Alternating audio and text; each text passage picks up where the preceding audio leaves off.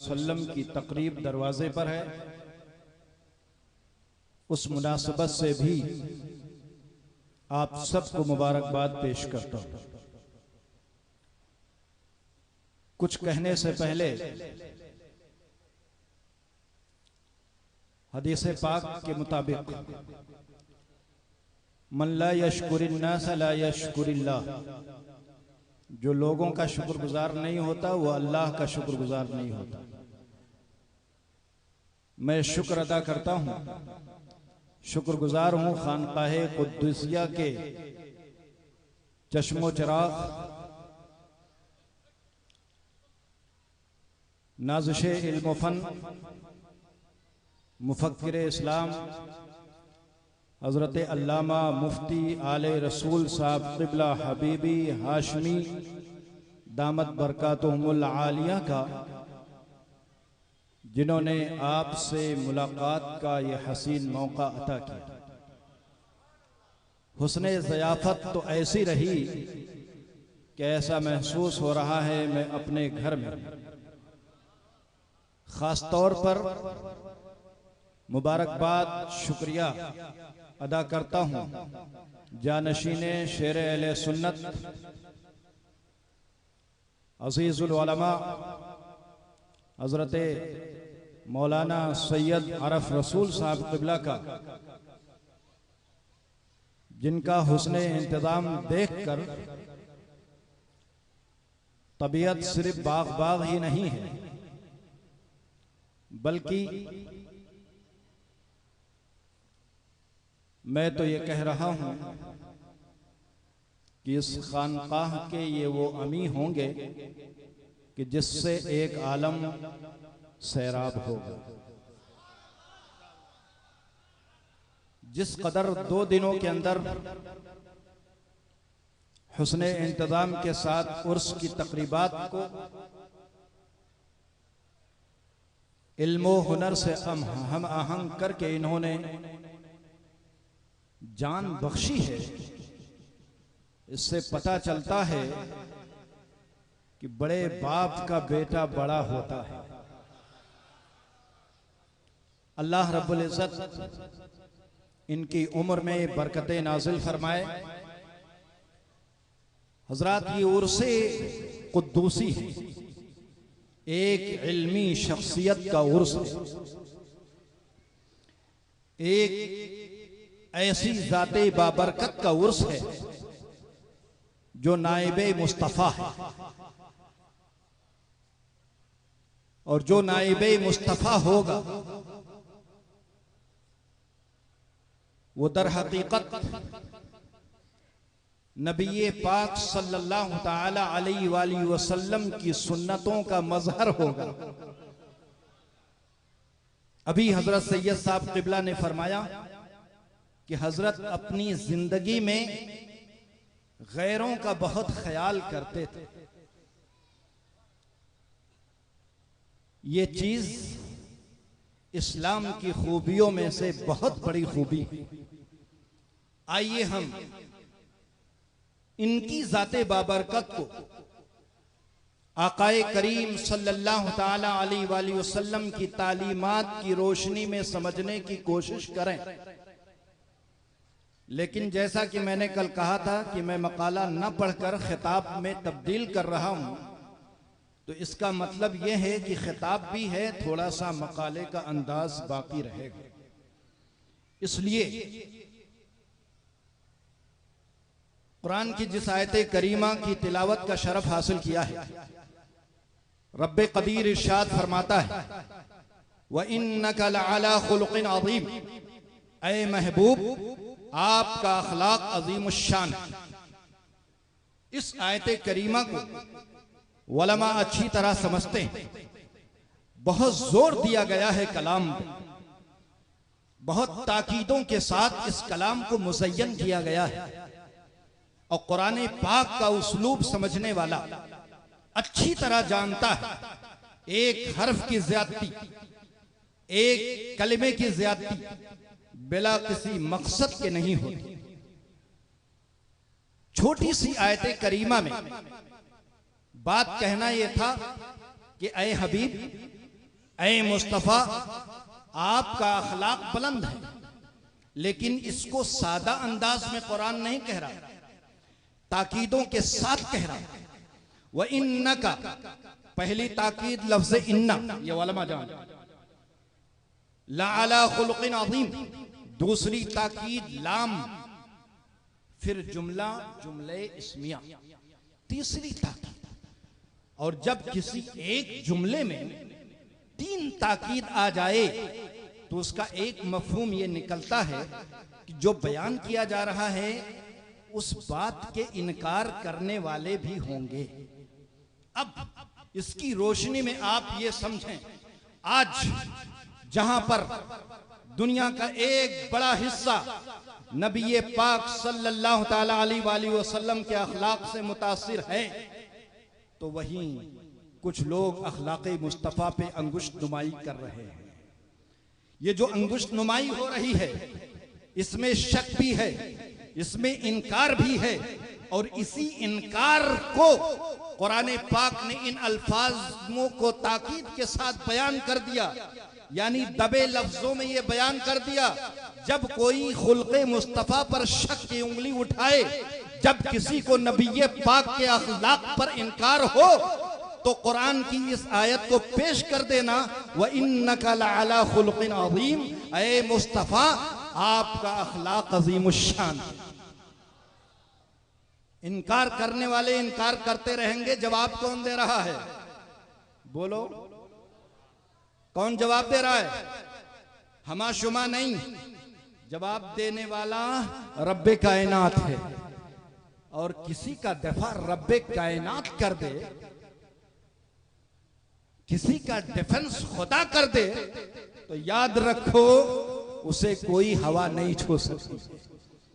आज कहा जाता है इस्लाम में इंसानियत नहीं।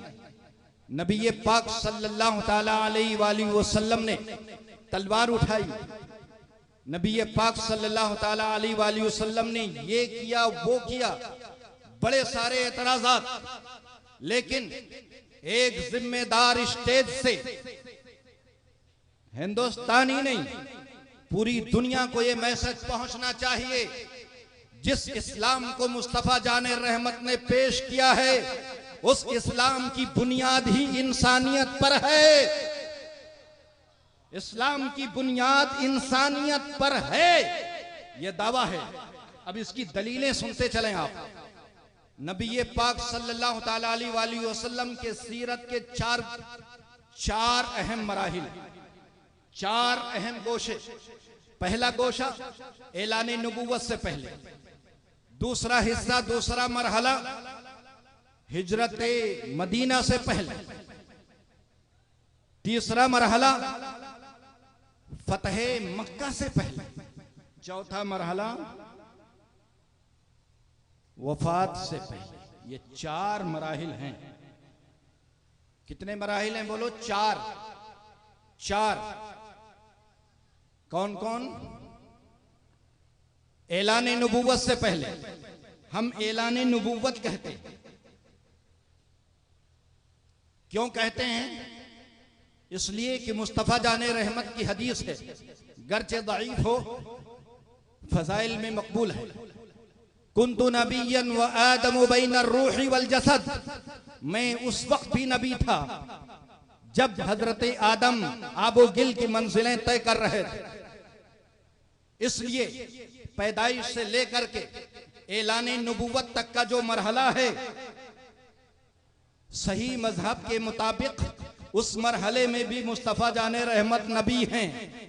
अब जब उस मरहले में भी आका नबी हैं, तो आइए जरा इस मरहले पे नजर डाल लें और सीरत मुस्तफ़ा का वो गोशा पूरी दुनिया वालों के सामने पेश कर दें। तुम जिस नबी पर एतराज करते हो, जिसकी इंसानियत पर उंगली उठाते हो, जिसके अखलाक पर उंगली उठाते हो, हकीकत यह है उसने अपनी जिंदगी के इस पहले मरहले को इंसानियत पर कायम फरमाया है। आप जरा गौर करें, पैदाइश से लेकर के ऐलाने नबूवत का जो मरहला है वो 40 साल का मरहला है। इस 40 साल के अरसे में कोई है अपने माई का लाल जो ये साबित करे कि मुस्तफा जाने रहमत ने किसी पर हाथ उठाया हो? बताओ, किसी को मारा हो, किसी को कुछ कहा हो? कुछ नहीं मिलेगा। हाँ, अगर मिलेगा तो मुस्तफा जाने रहमत का अखलाक मिलेगा। कौन अखलाक और किन लोगों के दरमियान अखलाक? आप जरा बतलाइए। 40 साल का मरहला जो गुजर रहा है, किन लोगों के दरमियान? मुसलमानों के दरमियान। अभी ऐलान नबूवत नहीं हुआ तो नहीं कह सकते कि मुसलमानों के दरमियान। बोलो, कह सकते हैं? किन लोगों के दरमियान? बोलो। मैं आपको मैसेज देना चाहता हूं मुसलमानों, तुम हिंदुस्तान में हो, नबी पाक के इस मरहले को अमली तौर पर हिंदुस्तान में पेश कर दो। दावे के साथ कहता हूं कि तुम्हारे लिए पूरे मुल्क में अमन और अमान की फिजा कायम हो जाएगी। नारे तकबीर, नारे रिसालत, अखलाक़े रसूल, उर्से कुद्दूसी, हजरत अल्लामा डॉक्टर अनवार अहमद बगदादी। कुछ न मिलेगा। किसी को एक तमाचा मारा हो तारीख नहीं बता सकती है, तलवार उठाया हो तारीख नहीं बता सकती है, किसी को गाली दिया हो तारीख नहीं बता सकती है। ये 40 साल जिंदगी किन के दरमियान गुजर रही है? आमतौर पर कुफ्फार और मुशरिकीन के दरमियान जिंदगी गुजर रही है। अब मुस्तफा जाने रहमत का अखलाक देखो, आपकी मोहब्बत देखो, आपकी दियानतधारी देखो, आपकी अमानतधारी देखो। कुफ्फार इस बात पर इत्तेफाक करते हैं कि मोहम्मद अरबी को उस वक्त लक़ब जो मिलता है ऐलान नबुव्वत से, वो अल अमीन का लक़ब मिलता है, अमानतदार का लक़ब मिलता है। कहीं बदअखलाकी का आपको तसव्वुर न मिलेगा। सबके साथ भाईचारगी मिलेगी, सबके साथ रवादारी मिलेगी, सबके साथ हुस्ने अखलाक मिलेगा, इंसानियत मिलेगी। अब जरा बतलाओ, ये 40 साल बेस हुआ कि नहीं हुआ? बुनियाद हुई कि नहीं हुई? अगर मुस्तफ़ा जाने रहमत सल्लल्लाहु ताला अलैहि वसल्लम की 40 साल जिंदगी बुनियाद है तो आप ये क्यों नहीं पूरी दुनिया को बावर कराते हो कि इस्लाम की बुनियाद इंसानियत पर है? ऐलान नबूवत बाद में है, अकायद का ऐलान बाद में है, तौहीद का ऐलान बाद में है, अहकाम इस्लाम का ऐलान बाद में है, नमाज बाद में है, ज़कात बाद में है, रोजा बाद में है, हज बाद में है, ये सब बाद में है। मुस्तफा जाने रहमत ने पूरी दुनिया के सामने सबसे पहले जो चीज पेश की है वो इंसानियत और अखलाक है। बेशक वो इंसानियत और अखलाक है। अब जब इंसानियत और अखलाक है और ये पहला मरहला है तो पहला मरहला बेस हुआ कि नहीं हुआ? बुनियाद हुई है कि नहीं हुई? बुनियाद है। इसलिए हम कहते हैं इस्लाम की बुनियाद इंसानियत पर है। अगर कहीं इंसानियत नहीं है, कहीं अखलाक नहीं है तो याद रखो इस्लाम की पहली बुनियाद ही मुतसलसल है। इस्लाम की पहली बुनियाद ही मुतसलसल है।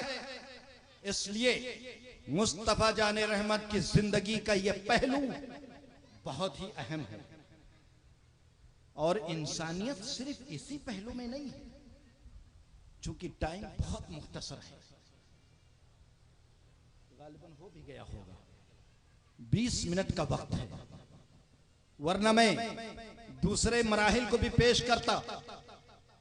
जो भी मरहला मेरे आका की जिंदगी का है, तलवार गर्चे उठाई है लेकिन इंसानियत का दामन नहीं छोड़ा, अखलाक का दामन नहीं छोड़ा।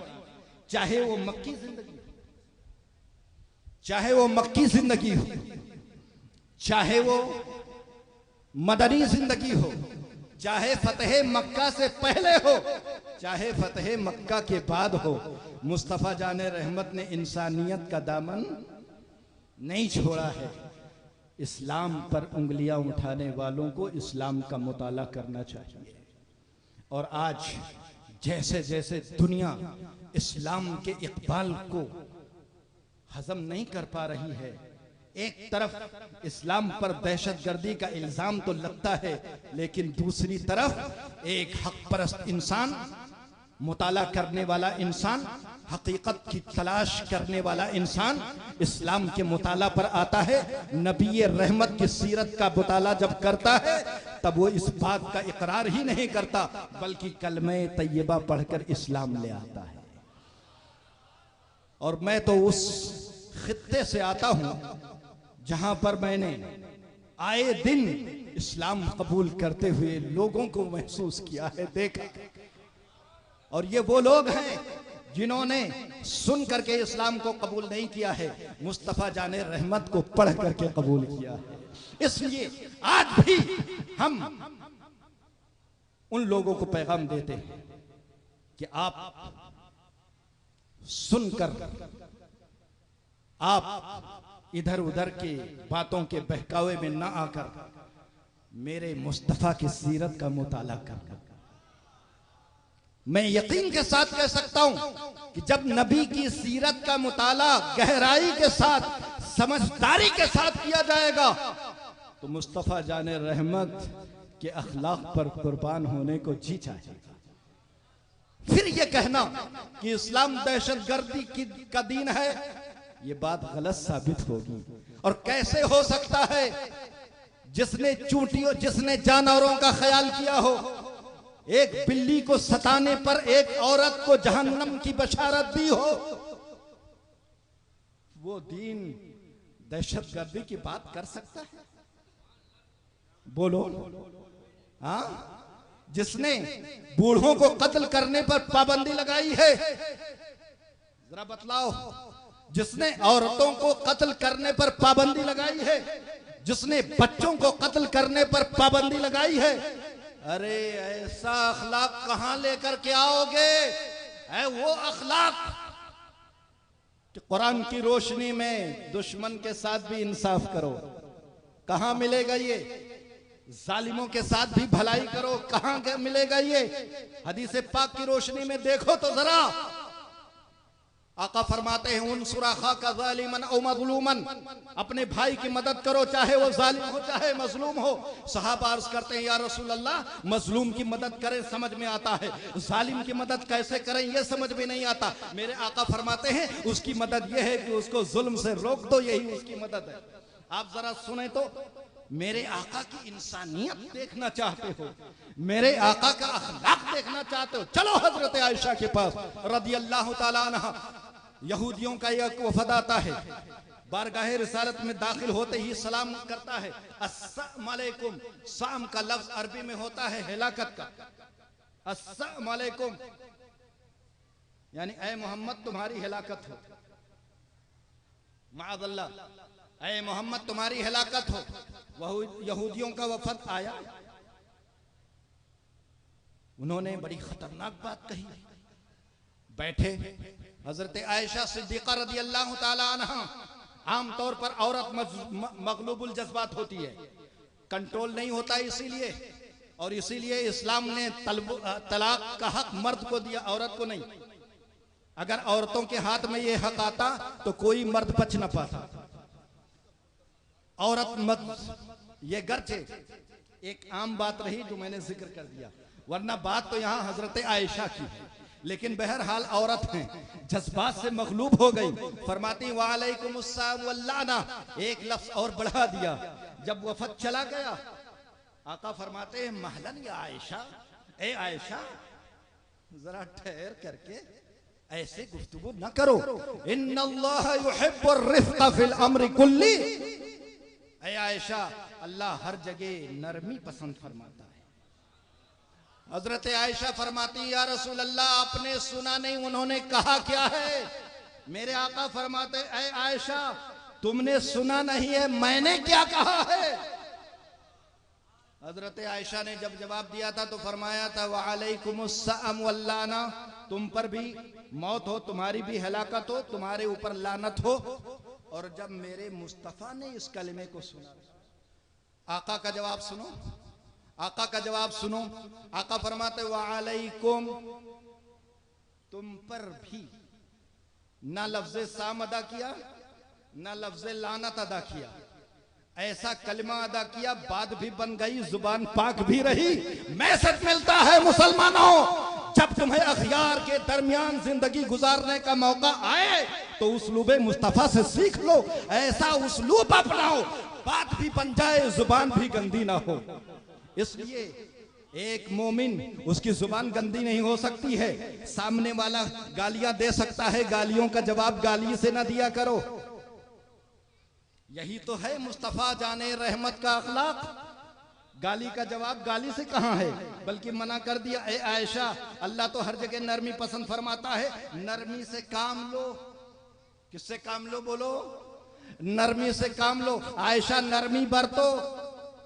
और जवाब आका ने भी दिया, जवाब उन्होंने भी दिया।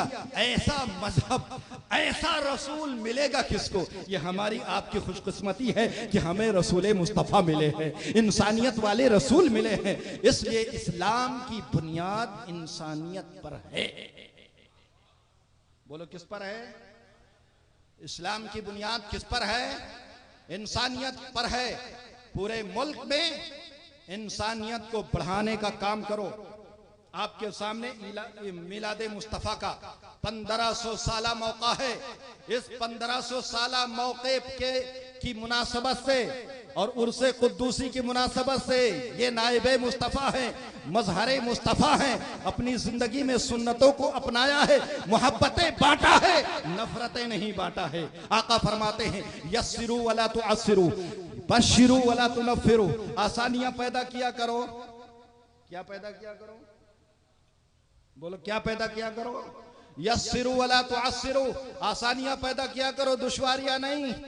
बश्शिरू वला तुनफ्फिरू, लोगों को खुशखबरियां सुनाया करो, लोगों को नफरतों में न डाला करो, लोगों को नफरतों में न डाला करो।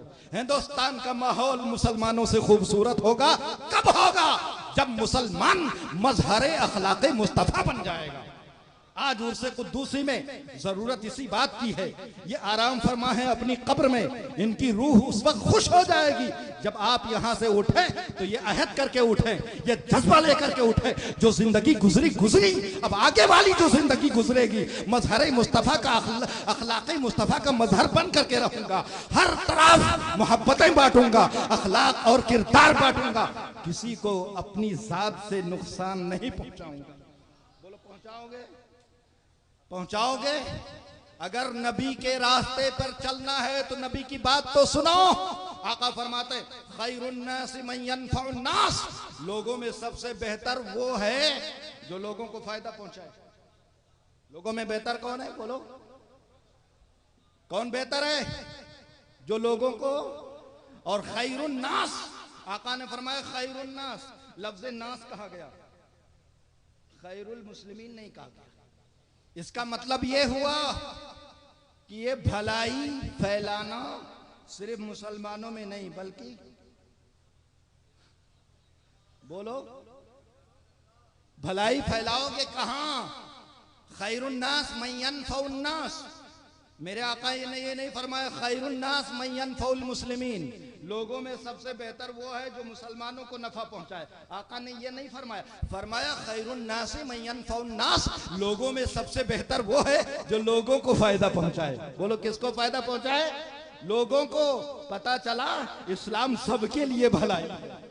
इसीलिए तो कुरान ने फरमाया, वमा अरसलनाका इल्ला रहमतल लिल आलमीन, ऐ महबूब हमने आपकी जात को आलमीन के लिए रहमत बना करके भेजा है, पूरी दुनिया के लिए रहमत बना करके भेजा है, पूरी कायनात के लिए रहमत बना करके भेजा है। और इस रहमत का तकाजा यह है इंसान को आपसे तकलीफ ना होने, यह है इंसानियत। खैरुन्नास मन यनफउन्नास, लोगों में सबसे बेहतर वो है जो लोगों को फायदा पहुंचाए। फायदा लोगों में पहुंचाओ। अब यह फायदा पहुंचाना, इसकी एक बात और सुन लो, ये जिस इस्लाम और जिस धर्म को मानते हो उस धर्म का सबसे आला हिस्सा हदीस के मुताबिक ला इलाहा इल्लल्लाह है, और सबसे निचला हिस्सा जानते हो क्या है? आका फरमाते हैं ईमान का सबसे आला हिस्सा, बोलो क्या है? ला इलाहा इल्लल्लाह। और सबसे अदना हिस्सा क्या है? बोलो, सबसे अदना हिस्सा क्या है? इमाततुल अज़ा अनित तरीक, रास्ते से कांटा हटाना। ईमान का सबसे निचला हिस्सा क्या है? बोलो क्या है? रास्ते से कांटा हटाना। अब कोई साहब ये समझ सकते हैं रास्ते में अगर गंदगी पड़ी हो, बदबूदार कोई चीज पड़ी हो तो समझ सकते, हो सकता है उनकी अकल ये काम करे। आका ने तो कांटा फरमाया था और कांटा तो है नहीं, तो मैं है कि नहीं? ये कांटा मुराद नहीं है। मुराद ये है कि मुसलमान की शान ये होगी, रास्ता चला जाएगा, किसी को अजियत नहीं पहुंचाएगा। इमाततुल अज़ा अनित तरीक, ईमान का तकाजा है कि तुमसे किसी को। अब जरा बतलाओ, आज ईद मिलादुन नबी के मौके पर अपना अपना हिसाब लो। गुटखा खा करके थूकने वालों, रास्ते को गंदा करने वालों, ट्रैफिक के निजाम को दरहम बरहम करने वालों, गंदगियां फैलाने वालों, बदबू फैलाने वालों, इन तमाम चीजों को इस हदीस की रोशनी में देखो तो समझ में आ जाएगा मुसलमान तेरी शान ये नहीं है। तेरी शान तो ये है, तू रास्ता चलेगा तो अजियत को दूर करता हुआ चलेगा। बोलो, अजियत को दूर करता चलेगा। सीरत मुस्तफा का यही तो पहलू है। हाँ बोलो, यही तो पहलू है। और अगर कोई अजियत देता भी हो, अजियत देने वालों की इयादत करना शान मुस्तफा। बोलो है कि नहीं है? यहूदी बीमार हो जाए, खादिम यहूदी है, यहूदी बीमार हो जाए, उसकी इयादत के लिए मुस्तफा पहुंच जाए, ये इस्लाम की रवादारी का सबूत है, इस्लाम की इंसानियत का सबूत है। इसलिए ऐ मुसलमानों, ये इस्लाम की इंसानियत पूरी दुनिया को समझ में आएगा कैसा? तो याद रखो, ये मुसलमान इस्लाम का आईना है। आईना जब साफ रहेगा तस्वीर साफ आएगी। आईना गंदा हो तो बोलो, आईना गंदा हो तो बोलो। अब इस्लाम बहुत खूबसूरत है, आईना तुम हो। इस्लाम बहुत खूबसूरत है, इस्लाम बहुत खूबसूरत है, अखलाक़े मुस्तफ़ा खूबसूरत है, वहां पर इंसानियत है, लेकिन आईना तुम। इसलिए कोई मुसलमानों को देखकर इस्लाम को बदनाम न करे। आईना गंदा हो गया है, आईना को जो कहना हो कह लो। बोलो, किसको कह लो? आईना को कह लो। इस्लाम को क्यों बदनाम करते हो? लेकिन मुसलमानों को चाहिए जब तुम आईना हो तो अपने आप को साफ कर लो। तस्वीर बोलो, तस्वीर साफ आएगी। बोलो, आएगी कि नहीं आएगी? अब आखिरी बात, ऐसा ना हो कि मैं दूसरों का वक्त ले लूं। वैसे भी लग रहा है कि गालिबन मेरा वक्त कुछ बढ़ गया है। करम फरमाइया है बुजुर्गों की। हजरात जरा गौर करो, आका ने क्या फरमाया था। मैं एक आखिरी बात करते हुए आपसे रुखसत होऊंगा। खैरुन नास मन यनफउन नास, लोगों में सबसे बेहतर यह है जो लोगों को फायदा पहुंचाए। अब जरा बतलाओ, ये पंखा जिसने बनाया फायदा हुआ कि नहीं हुआ? बोलो भाई, आए फायदा हुआ कि नहीं हुआ? जिसने एसी बनाया बोलो, जिसने कार बनाया बोलो, फायदा हुआ कि नहीं हुआ? जिसने सड़कें बनाई बोलो, फायदा हुआ कि नहीं हुआ? कुछ समझ में आई बात? नहीं समझ में आई? अरे जरा समझो, जिसने पंखा बनाया वो इंजीनियर था। डॉक्टरी में जिसने नए अंदाज में एक चहकते बिलकते रोते बिलकते हुए इंसान के दर्द को कम किया वो डॉक्टर था। बोलो, डॉक्टर था कि नहीं? अब मुखालफत करोगे बेटा डॉक्टर ना बने, मुखालफत करोगे बेटा इंजीनियर ना बने। याद रखो, ईमान के साथ अगर कोई ये काम करे तो ये उसके लिए सदक़े जारिया है। काश ऐसा होता कि पंखा बनाने वाला, एसी का इजाद करने वाला, सड़कों के लिए नए नजरियात रखने वाला कोई गैर नहीं मुसलमान होता। और जब मुसलमान इल्म की इस कुदरत में था तब मुसलमान हाकिम था। आज मुसलमान महकूम हो गया है। इसलिए कि जब भी तुम लोगे तब महकूम बन जाओगे, और जब दोगे तो बोलो जब दोगे तब। आज टेक्नोलॉजी आती है यूरोप से, गालियां देने से काम नहीं चलेगा, बुरा भला कहने से काम नहीं चलेगा। यूरोप ऐसा है, अमेरिका ऐसा है, फला ऐसा है, फला ऐसा है, बहुत जुल्म किया, बड़ी ज्यादती किया, सब कुछ है। लेकिन मुसलमान जरा गौर तो कर, जरा अपने आप में सुधार तो पैदा कर। जरूरत इस बात की थी, तेरे अंदर साइंसदान हूं, और जब साइंस की तारीख उठा करके देखोगे तो आज नक्शा बदला है, आज नक्शा बदला है, वरना बैरूनी कौन था?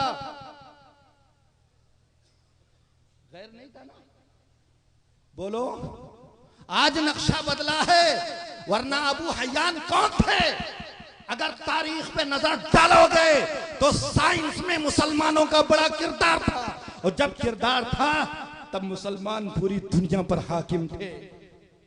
आज मुसलमान सिर्फ ले रहा है, जब लोगे तब हाकिम नहीं बन पाओगे। और ये भी मुस्तफ़ा जाने रहमत की हदीस की रोशनी में समझो। मेरे आका ने फरमाया अल यदुल उलिया खैरुम मिनल यदिस सुफला। समझ गए कि नहीं समझे? अल यदुल उलिया यानी देने वाला हाथ, बोलो कहां रहता है, और लेने वाला हाथ। पता क्या चला? टेक्नोलॉजी में तहकीक करेंगे वो, पूरी दुनिया को साइंस देंगे वो, नजरिया देंगे वो, तो वो देने वाले हुए कि नहीं हुए? जब वो देने वाले हो गए तो इस हदीस की रोशनी में ऊपर कौन रहेगा? ऊपर कौन रहेगा? बदलो मिजाज को, बदलो मिजाज को, बनाओ कॉलेजेस, बनाओ यूनिवर्सिटीज, बनाओ अच्छे अच्छे स्कूल, ताकि तुम्हें शिकायत ना रहे मुसलमानों में साइंसदान नहीं है, मुसलमानों में बड़ा डॉक्टर नहीं है। एक बड़ा डॉक्टर किसी एक शहर में बैठता है तो वो सिर्फ अपने लिए नहीं, अगर थोड़ी सी भी दीनी हमीयत है ना तो वो इस्लाम की शान बन जाएगा। फिर वही जुमला दोहराता हूं, तुम आईना हो, साफ कर लो, तस्वीर साफ नजर आएगी।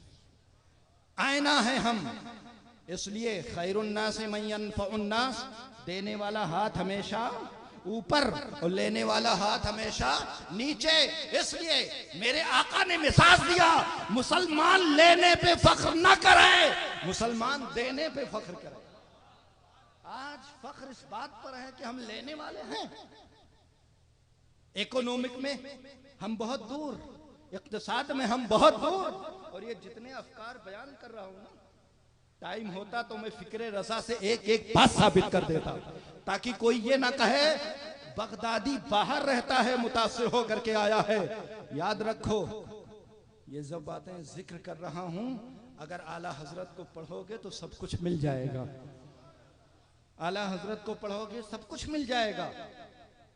गिनाने के लिए तो हम कहते हैं 55 उलूम फनून पर आला हजरत को दस्तरस है। अब जरा बतलाओ, ये 55 उलूम फनून मुसलमानों में हैं कहां? कहां हैं? जिस चीज को बुनियाद बनाकर आला हजरत की तारीफ कर रहे हो, उसी से तुम्हारे बच्चे दूर। अगर इन्हीं उलूम से दूरी रहती तो बचाओ, आला हजरत की बारगाह में एक मैथमेटिक को आने की जरूरत पड़ती। मैथ का मसला कहीं हल ना हो, कहां हल होता है? बताओ कहां हल होता है? बरेली में। पता क्या चला? ये मैथ दुनिया की तालीम नहीं है। बोलो, और अगर दुनिया खालिस दुनिया की तालीम कह दोगे तब तो मादल्ला आला हजरत भी दुनियादार हो गए। समझ की जरूरत है। अब जब समझ जाओगे तो अब तुम्हारे अंदर सब कुछ होना चाहिए, और जब सब कुछ होना चाहिए तो आज इस पाकीज़ा उर्स के मौके पर मिजाज लेकर के जाओ, तालीम में इनकलाब पैदा करो। यही मुस्तफा जाने रहमत का पैगाम है। आज से 1400 बरस पहले सबसे पहली आयत करीमा जो नासिल होती है उसको इक़रा बिस्मि रब्बिकल लज़ी खलक़ कहा जाता है। बहुत अफसोस का मकाम है कि जिस किताब की पहली आयत इक़रा बिस्मि रब्बिकल, अब जरा बतलाओ, उस कौम के लोग जाहिल रहे, उस कौम के लोग जाहिल रहे, चाहे वो दीन की तालीम हो, चाहे असली तालीम हो, इनकलाब पैदा करना ज़रूरी है। हर मैदान में इनकलाब पैदा करना ज़रूरी है। जब इनकलाब पैदा करोगे, तालीमी सतह पर इनकलाब पैदा करोगे, एक मौका आएगा कि आपको ये बताना नहीं पड़ेगा कि इंसानियत इस्लाम में ये है, बल्कि लोग आपको फॉलो करेंगे, आपकी पैरवी करेंगे।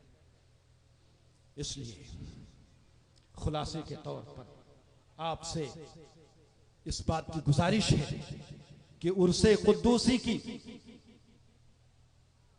कुद्दूसी के पुरबहार मौके पर इनके फयूज़ो बरकात लेते हुए समाज में यहां से जब जाएं, तब अखलाक़े मुस्तफ़ा का मजहर बन जाए।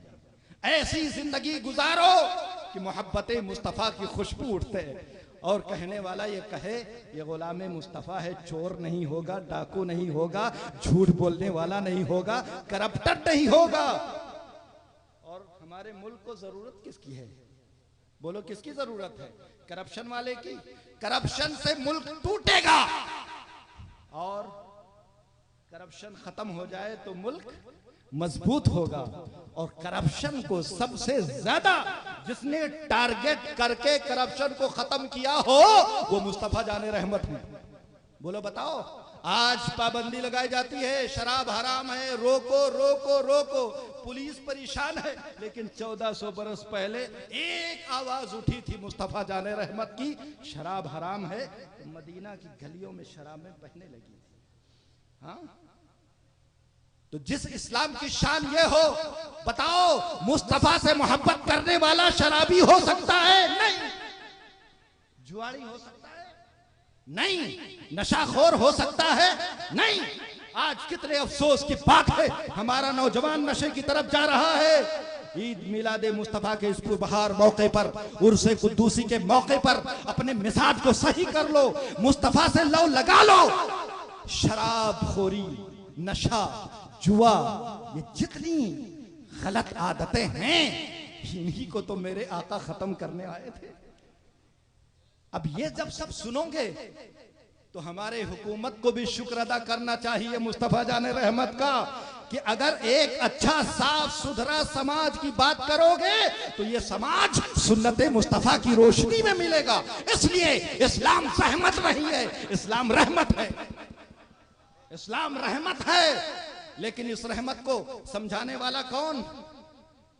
बोलो कौन समझाएगा? कौन समझाएगा? गुलाम मुस्तफा समझाएगा। मुस्तफा के सच्चे पक्के गुलाम बन करके इस रहमत को समझाओ, ताकि लोगों का नजरिया बदल जाए, लोगों के बयानात बदल जाए और लोग ये कहने पर मजबूर हो जाए हिंदुस्तान को मुसलमानों की जरूरत है, हिंदुस्तान को इस्लाम की जरूरत है, हिंदुस्तान को रहमत मुस्तफा की जरूरत है। बोलो जरूरत है कि नहीं जरूरत है? अल्लाह रब्बुल इज्जत इस खानकाह को सलामत रखे और हम सबको सलामत रखे। व आखिर दावाना अनिल हम्दुलिल्लाहि रब्बिल आलमीन, अस्तगफिरुल्लाह रब्बी मिन कुल्लि ज़ंबि व अतूबु इलैहि। अस्सलामु अलैकुम व रहमतुल्लाहि व बरकातुहू।